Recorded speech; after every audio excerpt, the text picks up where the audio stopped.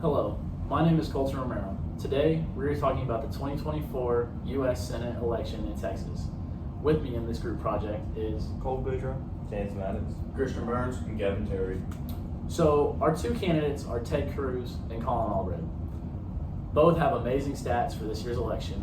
I believe Ted Cruz leads by about an average of 4 points. He has raised $63 million, and he is also an incumbent. You want to explain what that means a little bit? Yeah, so the incumbent, is the person who's currently holding the seat. They're defending their seat. Incumbents in elections in the United States normally do really well. In the Senate, I believe the number is like almost 90% on how often they get reelected. So Ted Cruz being the incumbent really helps with the fact that his chances of getting elected, he's, even though he doesn't have as much money as Colin Allred, donations wise, he can outmatch them because he has that privilege. And it's just a big help for them. Absolutely. That's a little bit about Ted Cruz, but what do we know about Colin Allred? So Colin Allred is challenging Ted Cruz. He's trying to take the chair. He is a former NFL player. He talks about the border a lot, like opening up the border and stuff like that. He just talks about it a lot because we're out in the Mexican border. He has raised $69 million, which is more than Ted Cruz. Yeah. But I think Ted Cruz will still keep his seat and remain in the chair. I think so. What about his experience in the Senate?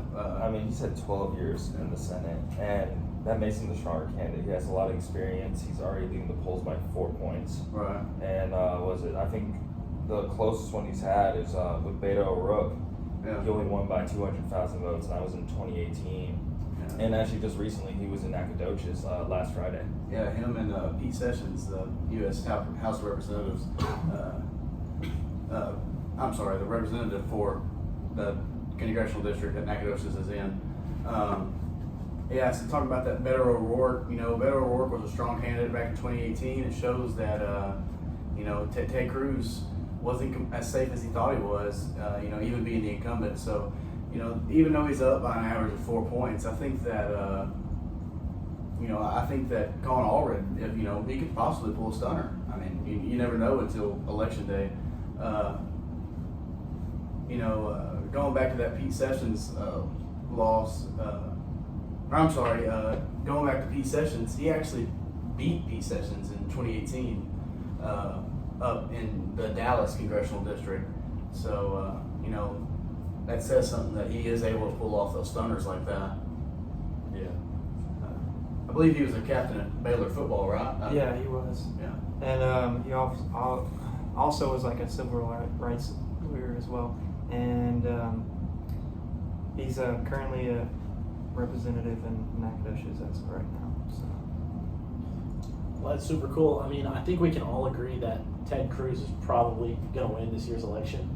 Yeah, it's 49% to 46%. So Yeah. he's up by 4 points. Yeah, I think that overall, I think that Ted Cruz probably, considering the fact that, he's been there for 12 years, he is the incumbent, and, he's in that, he's popular for the most part, and especially around, East Texas, our area. Ted Cruz is a household name, so, I think he's going to win the East Texas vote. The big thing that Ted Cruz has to do is he has to try to limit how much Colin Allred is going to win the bigger cities like Dallas, Houston, San Antonio, all those areas. They're always going to go blue, but Ted Cruz's big point is he's going to have to need to try to steal some votes from Colin, or he could get stunned like Pete Sessions did up in 2018. So Absolutely.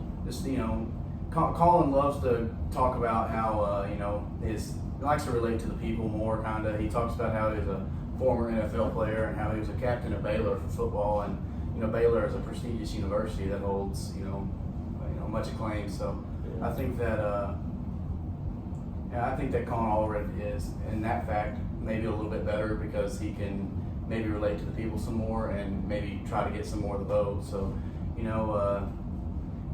we think that Ted Cruz is probably going to win this election.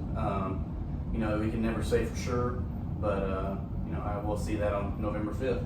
Yeah, we'll have to Absolutely. figure out sometime soon. Yeah. Absolutely. And that pretty much sums it up. Thank you for joining us on our talk about the 2024 U.S. Senate election in Texas.